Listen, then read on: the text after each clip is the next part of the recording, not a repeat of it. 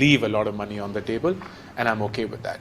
And the big reason is because I don't think of angel investing as an investment asset for me. I have my very nice assets being built, whether it's crypto, whether it's mutual funds, whether it's stock picking, whether it's anything else. For me, investing in private companies or startups is just a way of giving back. And I love doing that because I get an opportunity to meet really smart people. Yep. And while I've invested 20% of my net worth, that is my investment spread. 20% of my invested amount goes towards startups every year. It's not a trivial amount, but I, frankly, in my head, signed that off the minute I cut the check. Today we had Ankur Warikoo on the pod. Ankur is a tech entrepreneur, angel investor, author, and one of India's top content creators.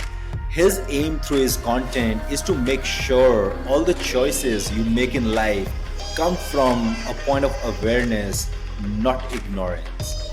In the pod, we covered what drove Ankur into angel investing, how does he source deals, how does he evaluate startups, how does he evaluate founders, his biggest learnings from angel investing, his advice on how to start angel investing.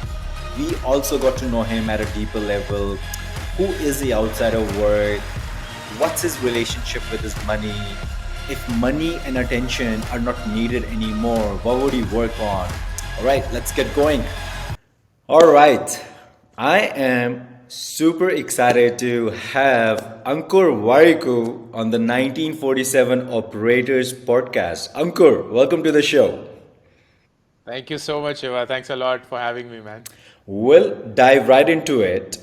What drove you into angel investing, and what was your first angel investment? Ah, lovely. What drove me into angel investing, frankly, was just the love of entrepreneurship. I didn't think of it as a money making option or an investment asset in addition to what I was doing. And I'm glad I didn't think that way because I would make a terrible angel investor because my early on investments were just purely driven by the love for the founder. And that then created a blind spot towards other things that are now actively considered and I recognize are far more important, and I'm sure we'll talk about those. So it was just I was having so much fun building a Groupon at that point, and then thereafter nearby. My first angel investment, I believe, was in the year 2012 or 2013, if I'm not wrong, and the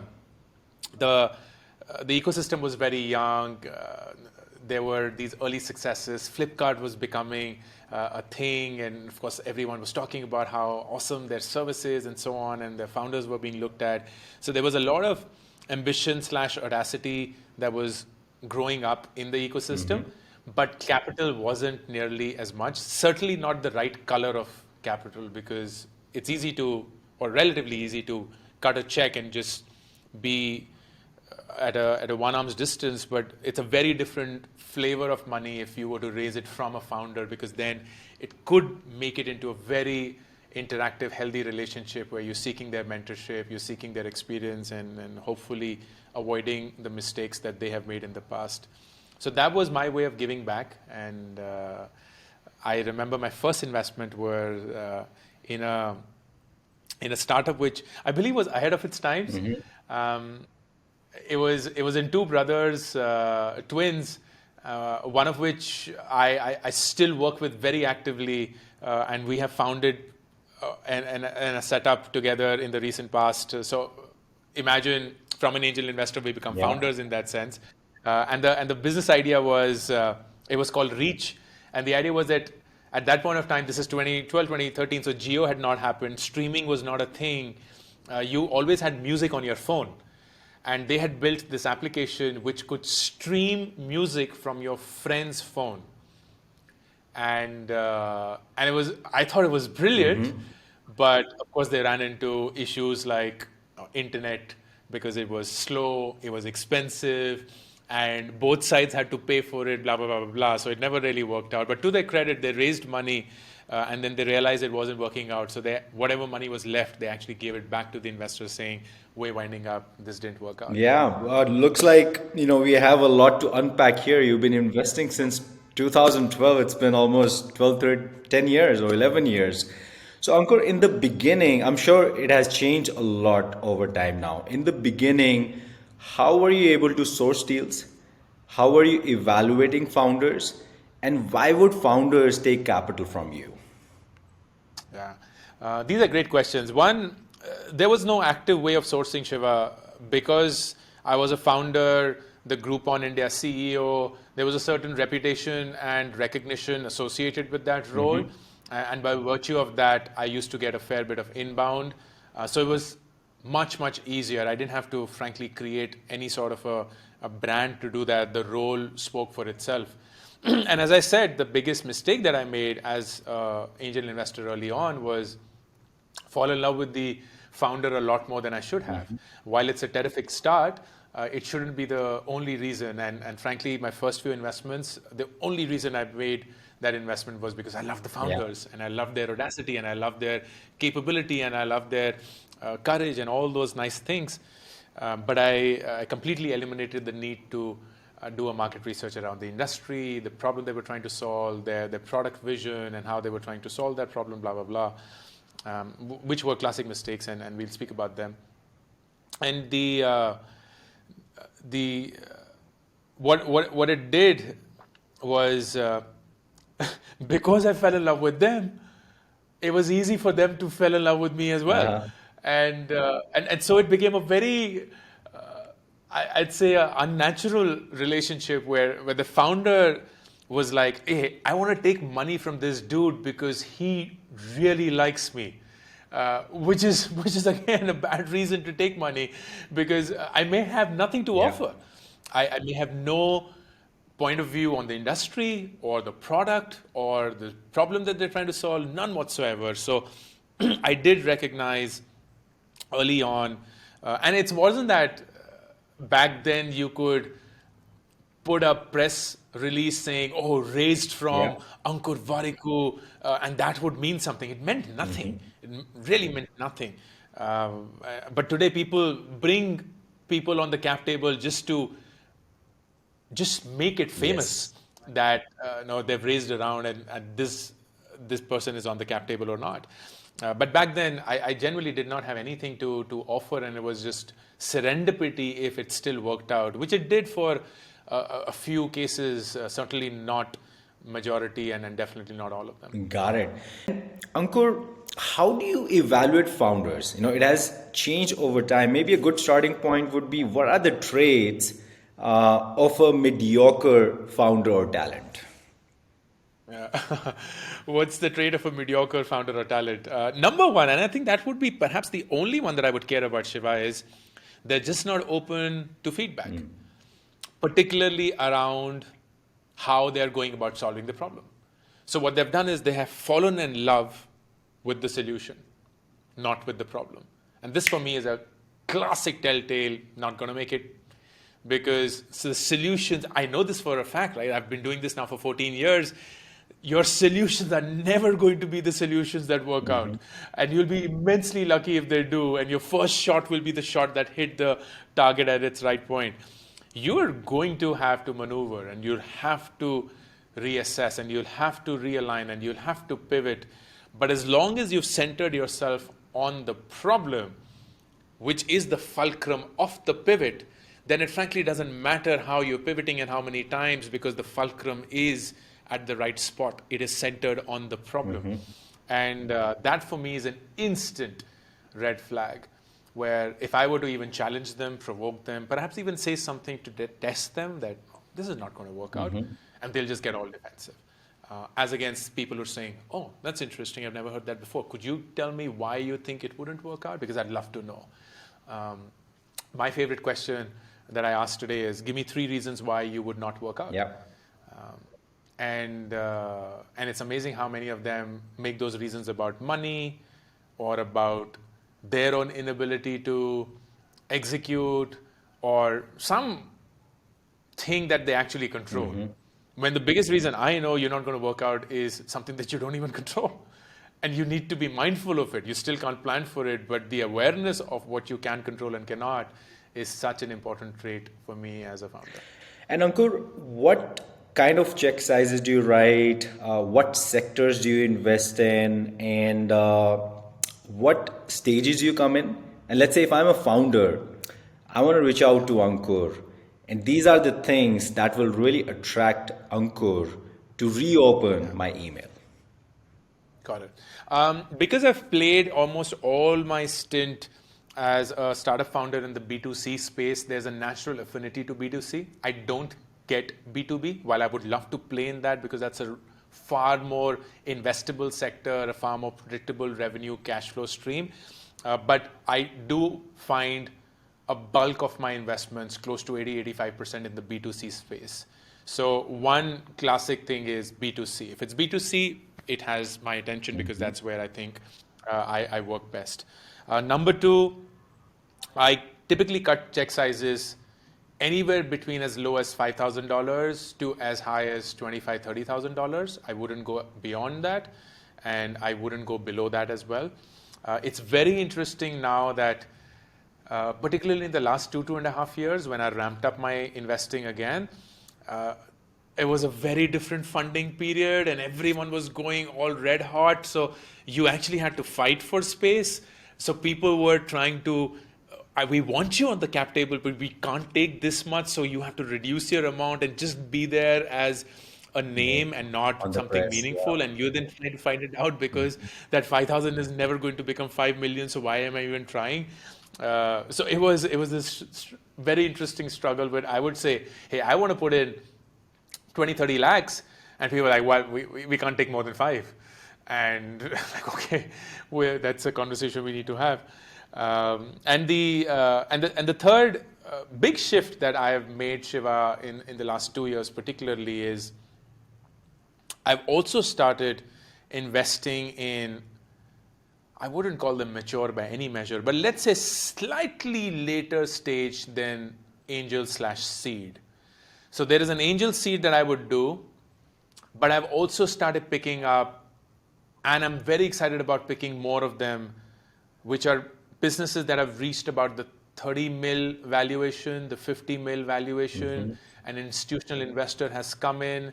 Now the problems they're encountering are very different from, oh, please give us capital. Now it's actually help us hire, help us build a product market that is not about fit, but about growth. Or my best case, I'm struggling as a founder. I'm actually struggling as a founder, and I'm lost for words. I'm lost for energy. I'm lost for drive. I feel like I'm on this treadmill. And these are the 3 areas where I genuinely offer the best help. It's around building people and a culture and systems around people. It's about finding product and a connect with what the Indian region has to offer. I understand the Indian consumer, I would like to believe, far better than most people do. And the third one is the founder mindset, because I don't think people have that conversation as openly. And I'm not a therapist. I'm not someone who's going to offer something meaningful that'll change your life or help you process your trauma, but just the acceptance or the recognition that what you're going through is real and you're not the only one, and almost everyone goes through it, but here's how you could consider dealing with it. Coming from a founder becomes really, really comforting. And these are the 3 areas where I would love to help. If I drop my investor cap and put my founder cap in saying I want to do well for the founders and generally help. Got it. And I'll add the 4th one, which is the distribution Ankur offers. You know, that almost comes almost like a, of course, if I love you, I'm going to speak about you. But what people have also realized, and I certainly wanted to be that way, is there are so many brands/products I talk about actively that I have no economic relationship with. I'm neither an investor, I have not been paid, I'm actually a consumer, and I've put in my own money to buy their product, that service. And I would still do it because I just believe it's a great place to be. And it's funny how some bit of the deal flow is actually that, where I would talk about a brand and the brand founder would come back to us and saying, hey, we saw you talking about this on this reel or this video or whatever that content piece was, and we're just wondering if you're interested to be on our cap table. I'm like, sure, I would. Like, I just love you as a consumer. I haven't thought of you as an investor, but let's have a call. Ankur, we'll talk about few of your misses. And I guess that's where the biggest learnings have been. would love for you to talk about one or two misses and what was the learnings from it. Meaning, a My, my, deal that my you have had access to, you passed it, and the deal ended up becoming massive down the road. Oh, okay. Yeah, no, I'll go with my anti portfolio for sure.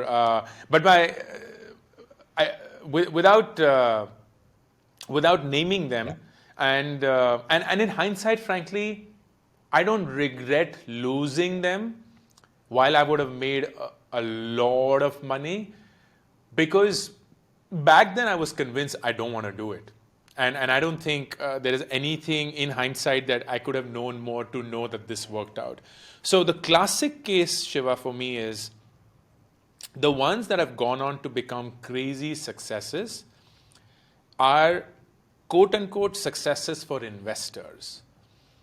I would argue that they're not yet a success for the company or for the customer. And that's a big dissociation that people ought to understand and make. That what may be a success for an investor needn't be the success of the business principally. My definition of a business success is something that's profitable, something that continues to grow, and something that consumers would love to see in the future as well. The definition of an investor success is we came in at X, we went at Y, and Y is greater than greater than greater than X. That's it. For all you know, they couldn't care less about how the business is doing. They couldn't care less about whether the consumers are happy or not. They, in fact, couldn't care less whether the NPS even makes sense or not. If they've made their money, they have done their fiduciary responsibility towards their LPs, and that works for them. So I say this, which is not something that a lot of investors say, is that investors are not in the business of making your business work. Investors are in the business of entering and exiting businesses. And you ought to look at them that way. That doesn't make them evil people. They're still doing good work for the ones that they have promised. Yeah. But you need to recognize that because an investor has come onto your cap table, they will one day exit, because that's how they get their money back. And that you hope will happen on favorable terms, but it could very well not be on favorable terms, and that still will make them the right professionals to have done it. And it is your responsibility as a founder to understand that very well. So whenever I think about my anti-portfolio, it's almost always, while not 100%, but almost always been the case where I didn't want to be part of a trend and make that buck from an investor perspective. I wouldn't name those companies because that's being unfair to them. It seems to suggest those companies are not run well or are not doing well, but I have the deepest respect for what they're doing and their founders. But I do know that they are crazily valued. There is not as much value being created as it has been pegged on paper. And somebody made shitloads of money at that expense. And I could have very well done that as well. But I would still stick to what I said, that I'd love to back a company which I know is doing well for the problem that they're solving. And if that doesn't happen, there will be enough and more cases where I will leave a lot of money on the table, and I'm okay with that. And the big reason is because I don't think of angel investing as an investment asset for me. I have my very nice assets being built, whether it's crypto, whether it's mutual funds, whether it's stock picking, whether it's anything else. For me, investing in private companies or startups is just a way of giving back. And I love doing that because I get an opportunity to meet really smart people. Yeah. And while I've invested 20% of my net worth, that is my investment spread. 20% of my invested amount goes towards startups every year. It's not a trivial amount, but I, frankly, in my head, signed that off the minute I cut the check. Got it. Love the philosophy, Ankur. And would love for you to talk about a few of the winners. My biggest winner was such a stroke of luck that it convinced me I'm not a good angel investor. and here is how it was. And I was the head of Groupon APAC in my role while at Groupon. And one of the countries I was managing was Indonesia. I was fascinated by the country because I think I was one of those early guys back in 2012, 2013 to see what was happening in Indonesia, and the rest then began to see Yeah. it. And my mind was just blown, Shiva. It was a country so far ahead from India when it came to offline retail, and so far behind from India when it came to online retail, or just online or internet in general. Yeah. So it didn't require any level of smartness to figure out what would happen in the country. You could literally pick up an idea in India and plant the exact same idea in Indonesia, and you knew it would work because it was just a matter of Yes. time. And it so happened that the COO of Groupon Indonesia, who I loved working with, very smart guy, Jeffrey, now runs one of Southeast Asia's most successful fund. He quit Groupon, and he was like, I'm looking for ideas. Do you have any? And I was like, you know what? There's a company called Paytm, killing it in India. This is 2014, 2015. Yeah. So Paytm has still not gone through demonetization. None of that has happened. I was like, they're offering something called online recharge for phones. And it's such a breakthrough because people now don't have to go to a store to scratch that stupid card and pay someone something. They could just literally do it online. Why don't you try building that in Indonesia? And he's like, that's a good idea. I could try and do that. And I invested in them, and it just blew up. To their credit, what they did smartly was very quickly pivoted from B2C to B2B. So today in Indonesia, almost all of online mobile recharge is powered by their technology, but they're not at the face of it. So they're not like a Paytm, which loses money on every transaction or recharge. They're actually the one powering it, making money every single transaction. It made 21 times my money. I made 21x on that. And it just paid, like my first 5 year of angel investing, my IRR was about 26%. And almost all of it was accounted by this deal, which just paid for itself. It was such a crazy winner. It's a pure case of power low. This is what the asset just class is about. And of course, luck plays a role, which you already said. And it seems like you almost co-founded it, Ankur, with the idea. No, I know I wouldn't take that credit. They did a commendable job. And Jeffrey's such a smart guy. He would win any day with or without anybody. So I will merely not take the credit, but it was just so magical how well he's done it. And now, like he's literally he's ruling Southeast Asia, definitely Indonesia from the fund that he's doing it. He's got so many winners under his belt, and I'm very happy for it. Yeah, love it. And Ankur, I think you picked up a very good point where you said, there are times where a founder would take someone's capital just to have their name on the capital, and in return there won't be any value. If a founder is starting up, what would you advise? How should they go about constructing their cap table for the first round of funding? Got it. That's a good question. The way that I think about this, Shiva, is the same way that I would think about capital allocation when it comes to investing. Let's say you have $100 to invest. How would you go about doing it? One, it's a function of your risk profile. And if it were to be quintessentially the same as everybody else's, you would say about 60 to 70% in what I would call a relatively safe asset. So let's say you'll put it in an index mutual fund, which is tracking the index. So kind of there. Then you'd put about 20 odd percent in a small or a mid cap. So it's slightly more volatile, but over a period of time, it will give you some return. And then you'll put about 10 odd percent, which will be like your play money. This will be, let me just buy Bitcoin. Let me just buy Ethereum. Hopefully not Doge, but buy something which is way wilder, but still saner in that ecosystem. Or let me just go and, buy lottery, whatever the case may be.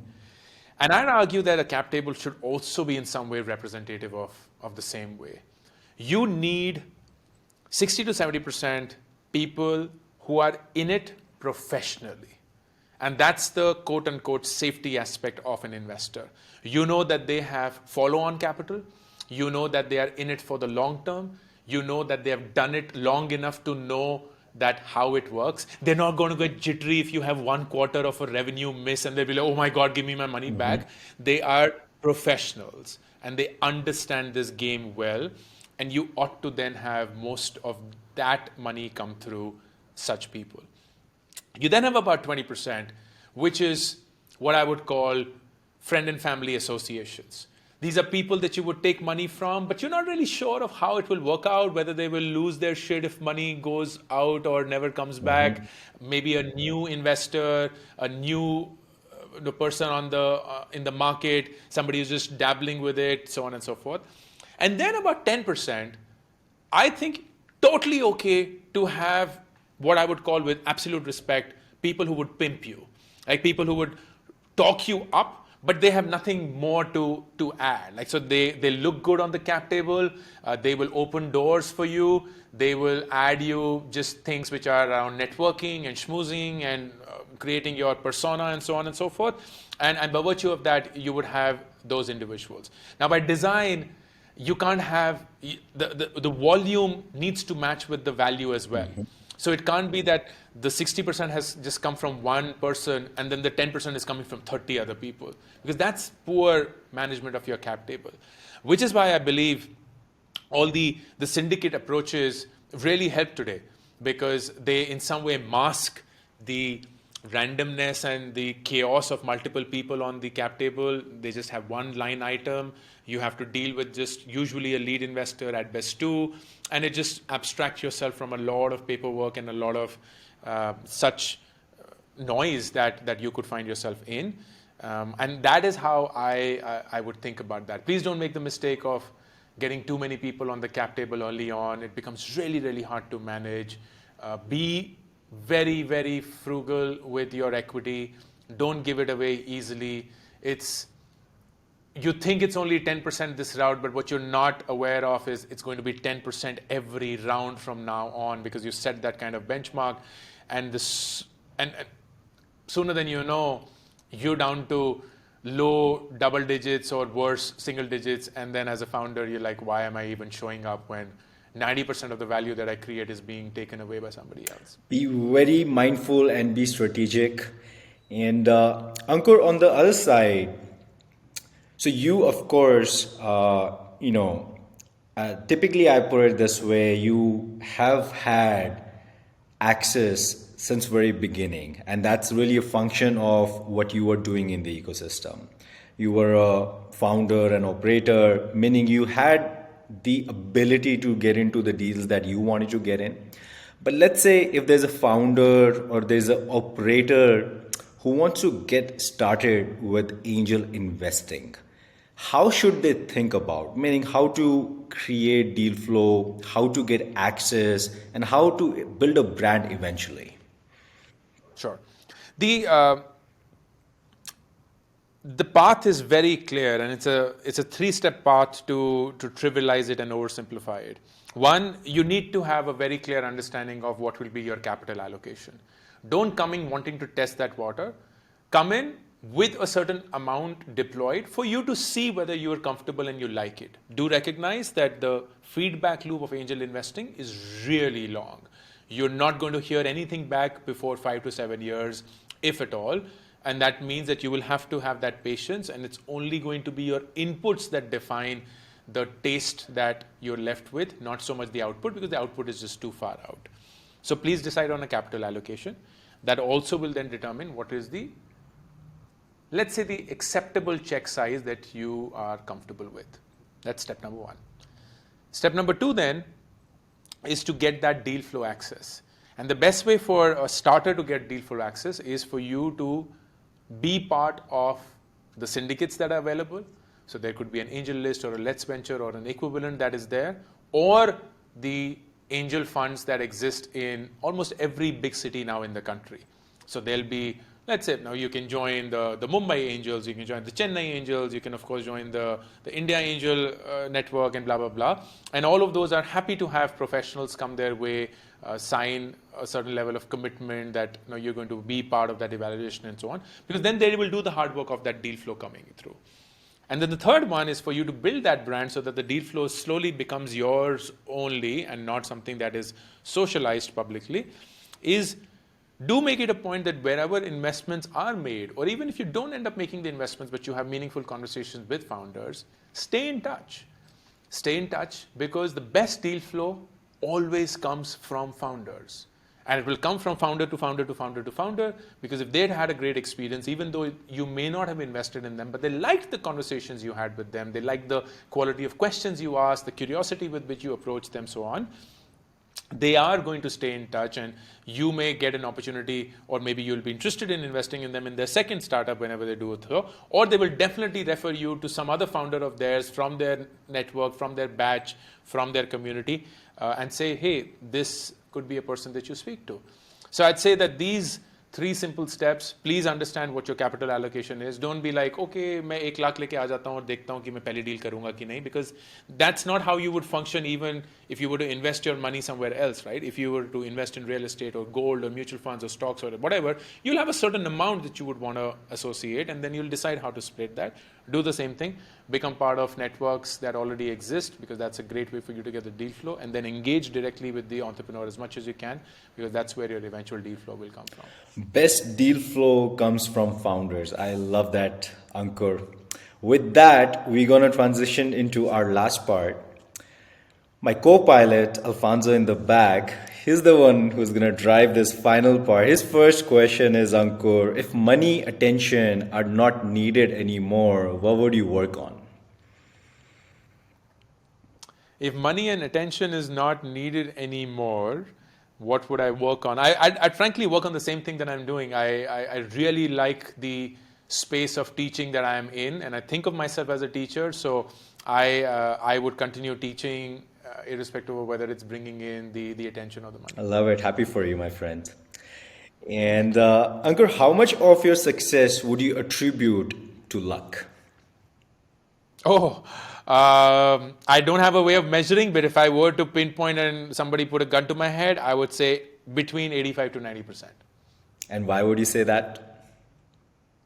Because there's frankly nothing that explains this. I cannot explain where I am. I do not own my success. I can't explain it. I just enjoy it. And that's why I just found myself time and again at the right place at the right time with very little that I've done on my own to find myself in that spot. So I genuinely can't explain where I am. Got it. And what's your relationship with money? It's a wonderful question, and I love answering this question. So I grew up without money. We come from a family where we were perpetually out of money, almost always in financial debt. And when you grow up without money, either of these 2 things happen, Shiva. You either spend your entire life running after money, or you spend your entire life going beyond money. I can't explain why one chooses either of the 2, but I certainly chose the second. And I live my life going beyond money, where I know for a fact that I am privileged enough and capable enough that I'm never going to die of food, hunger, poverty, or any of the things that affect millions of people for no fault of theirs. And that means survival is not a question mark. I can easily survive, and I can fend for myself and for my family. And that's why when I was growing up, I never wanted money to ever overpower me. And I never wanted to be a slave for money. And I think that helped me a lot, because even today when I get the money, I only see it as a means of making my life and for my family more and more comfortable, and just helping people with that money. And these are the only 2 things that I can think of. So my relationship with money is that of a friend, a wonderful friend that I can very well live without, but I love having in my life. Love it. And Ankur, we know you because of a tech entrepreneur, an investor, a creator, a content creator. What do your friends know you for? Who are you outside of work? They would know me as somebody who listens, somebody who is genuinely invested in hearing them out, trying to offer any sort of help that I can. And they also see me as somebody who doesn't take himself too seriously. And Ankur, how do you develop? I think it's a very, very tough skill to have. I don't know if one can develop or not, which is listening. What would you have to say on that? If somebody can develop a skill, Oh, yeah, certainly. 100% they can. And I think it stems from curiosity. If you are genuinely, authentically curious, you cannot not listen. So when people struggle to listen, it's because they don't want to know anymore. And that's just as simple as that. And what helps me is I want to know because there is so much to know. And the best way to know what you want to know or what you could know is to shut the F up and just listen. And it's magical how much you get to know. And whether it's listening in a conversation like that, or it's listening to a book, or it's listening to a song, or it's listening to a video, or it's listening to something that's happening in front of you, whether it's your eyes that are listening, or your ears that are listening, or your nose that's listening, or your touch that's listening, that's immaterial. But at any point of time, either of your five senses have the ability to listen and listen intently. You just need to have that curiosity to allow them to do so. Ankur, I had so much fun having you on the pod. Thanks a lot for doing it. Really appreciate it. Thank you so much, man. Thank you for the thoughtful questions. They did make me think a fair bit, and I appreciate the time that